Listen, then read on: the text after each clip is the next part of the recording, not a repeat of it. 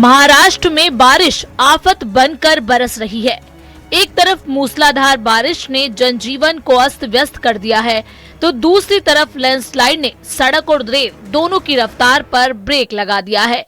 Mumbai Pune expressway पर Khandala exit के पास पहाड़ का बड़ा हिस्सा भर भरा कर गिर पड़ा, जिसके बाद मुंबई पुणे एक्सप्रेसवे बंद हो गया। और आप देखेंगे तो खंडाला टनल है। इस खंडाला टनल की कुल लंबाई 8.9 किलोमीटर है और ये एंड पर जो है यहाँ पर लैंड स्लाइडिंग हुआ है। और लैंड स्लाइडिंग होने के कारण ये जो पिलर है वो पिलर पूरा सीमेंट पिलर अब नीचे आ गया है। और देखेंगे तो बड़े पैमाने पे यहाँ पर मलबा पड़ा है। इसके चलते मुंबई पुणे एक्सप्रेसवे का जो मिसिंग लिंक है उसकी यातायात पूरी तरह ठप हो गई है। और ये काम अब कब तक पूरा होगा ये देखना होगा। हमारे साथ में यहाँ पर डिप्टी इंजीनियर है सोनू ने, सर हम उनसे बात करेंगे। 2 दिन से जो हेवी बारिश के एरिया में हो रहा है उसमें ये जो हमारा मुंबई से पुणे जाने वाला लिंक है, कनेक्टिंग लिंक का लेन, उसमें ये टनल एग्जिट के बाहर ये लैंडस्लाइड हुआ है। तो ये भी लैंडस्लाइड होने के बाद ये लेन ट्रैफिक के लिए बंद कर दिया गया है। बाकी पूरा कनेक्टिंग लिंक का हमारा दोनों ब्रिजेस और टनल पूरा सेफ और इंटैक्ट है। सिर्फ ये मुंबई में जो लैंडस्लाइड हुआ है अभी, तो इसका क्लियरेंस का काम चल रहा है अभी। लैंडस्लाइड होने से सड़कों पर जाम के हालात बन गए। मुंबई की तरफ से आने वाली गाड़ियों और ट्रकों की लंबी कतार लग गई।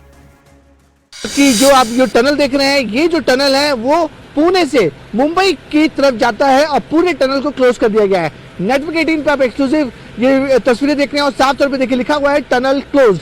ये जो टनल है वो पुणे से मुंबई की साइड जाने वाला टनल है। 10 किलोमीटर का लंबा टनल है जिसे अब पूरी तरीके से बंद कर दिया गया है। महाराष्ट्र में लैंडस्लाइड के चलते रेल सेवा प्रभावित हुई है। खंडाला में भी लैंडस्लाइड हो गया। ये लैंडस्लाइड रेलवे ट्रैक के पास हुआ। पहाड़ का हिस्सा खिसकने से मलबा और बड़े बड़े पत्थर सीधे ट्रैक पर आ गए। ट्रैक के बंद हो जाने से कई ट्रेनों को रद्द करना पड़ा। मुंबई में मॉनसून डरा रहा है। अलग अलग इलाकों में पेड़ गिरने की घटनाएं हुई हैं। गोरेगांव में पेड़ का एक बड़ा हिस्सा वहां से गुजर रही 2 महिलाओं पर गिर गया, जिससे वो गंभीर रूप से जख्मी हो गई। महाराष्ट्र के ठाणे में खराब मौसम के बीच कलवा रेलवे कॉलोनी और चंदनवाड़ी इलाके में पेड़ गिर गया। गनीमत ये रही कि कोई भी पेड़ की चपेट में नहीं आया। महाराष्ट्र के पालघर में आसमान से लगातार बरस रही बारिश ने शहर की रफ्तार पर ब्रेक लगा दिया है। भारी बारिश की वजह से पालघर रेलवे स्टेशन का ट्रैक पानी में डूब गया। पटरियों पर जलभराव होने की वजह से ट्रेनों की रफ्तार धीमी हो गई। जम्मू कश्मीर के किश्तवाड़ में हाइड्रो इलेक्ट्रिक प्रोजेक्ट साइट के पास बादल फटने की घटना सामने आई। बादल फटने से कई गाड़ियां मलबे में दब गई। सड़क पर सैलाब उतर आया। लैंडस्लाइड से जम्मू किश्तवाड़ा हाईवे बंद हो गया। रुद्रप्रयाग में देर रात से रुक रुक कर हो रही बारिश से अलकनंदा नदी ने विकराल रूप धारण कर लिया। नदी अपने सामान्य बहाव को छोड़कर 20 से 25 मीटर तक फैल गई है। सभी घाट पूरी तरह जलमग्न हो गए। अलकनंदा के उफान और आने से बेलनी पुल के नीचे भगवान शिव की विशालकाय प्रतिमा का पूरा हिस्सा पानी में डूब गया। नदी का जो जलस्तर है बढ़ने के चलते हनुमान मंदिर है, नगर पालिका कार्यालय है, स्नान घाट तो पहले ही डूब चुके हैं। और सबसे बड़ी बात यह है कि मानसून सीजन के शुरुआत में ही ऐसी स्थिति देखने को मिल रही कि बेलनी क्षेत्र के स्नान घाट सभी डूब चुके हैं। जम्मू कश्मीर के सांबा की बंस्तर नदी में अचानक सैलाब आ गया। रेस्क्यू ऑपरेशन में तेज बहाव के बीच धारा में फंसे 5 लोगों की जान बचाई गई। सूचना मिलते ही सांबा पुलिस ने बिना समय गवाए रेस्क्यू ऑपरेशन चलाया। उधर छत्तीसगढ़ के गरियाबंद में 36 घंटों से मूसलाधार बारिश ने संकट खड़ा कर दिया है। बगनई नदी में बाढ़ आने से 14 मजदूर टापू में फंस गए। बाद में रेस्क्यू टीम ने सभी को सुरक्षित निकाला। मध्य प्रदेश के उज्जैन में शिप्रा नदी का जल स्तर बढ़ने से राम घाट पर भारी जलभराव हो गया। पानी में कई प्राचीन मंदिर डूब गए। गुजरात के भावनगर में भारी बारिश के बाद घरों में पानी दाखिल हो गया, जिससे जनजीवन पूरी तरह अस्त व्यस्त हो गया। Bureau report, news 18।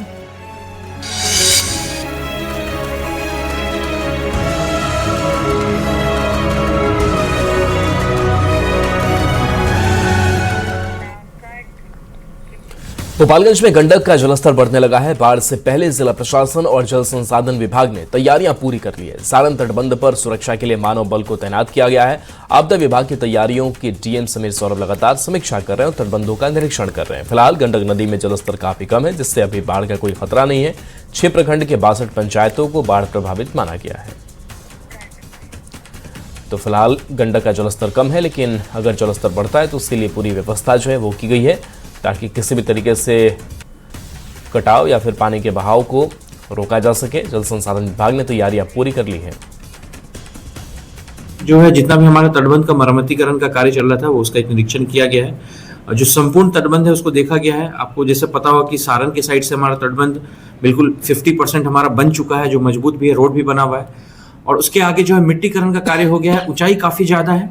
हम लोग 6.5-7 लाख क्यूसेक पानी अगर छूटता है गंडक, जो हमारा गंडक नदी में बराज से, वाल्मीकि नगर बराज से, तब भी हम बहुत आसानी से उस पानी के लेवल को हम लोग विथस्टैंड कर सकते हैं। और उम्मीद है कि हम लोग का इस बार तटबंध जिस तरीके से हम लोगों ने मजबूती के साथ वहां पे उसका सुदृढ़ीकरण किया, इस बार किसी भी तरीके की कोई हादसा ना हो।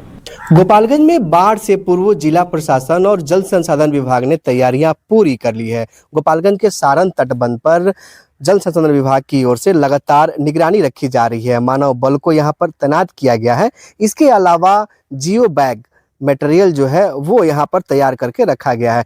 तकरीबन 20,000 जियो बैग की बोरियां तटबंधों के पास रखा गया है, ताकि जब जलस्तर में बढ़ोतरी होगी और तटबंध पर रिसाव होगा तब जियो बैग को भरकर उसे मरम्मत किया जाएगा। तटबंधों पर देख सकते हैं कैसे जियो बैग में बालू भरकर रखा गया है और इस तरह के तमाम जो छरकी है, तटबंध है, वहां पर जल संसाधन विभाग की ओर से फ्लड फाइटिंग के जो मटेरियल है उसे स्टॉक करके रखा गया है। गोपालगंज के डीएम समीर सौरभ भी लगातार तटबंधों का निरीक्षण कर रहे हैं और नदी के बढ़ते जलस्तर पर लगातार निगरानी रखी जा रही है। हालांकि अभी बाढ़ का कोई खतरा नहीं है, क्योंकि नदी में जो डिस्चार्ज का लेवल है वो सामान्य है। ऐसे में जिला प्रशासन के साथ साथ जल संसाधन विभाग ने भी गंडक नदी के बढ़ते जल स्तर को लेकर अलर्ट मोड में काम करना शुरू कर दिया है। गोविंद कुमार, न्यूज़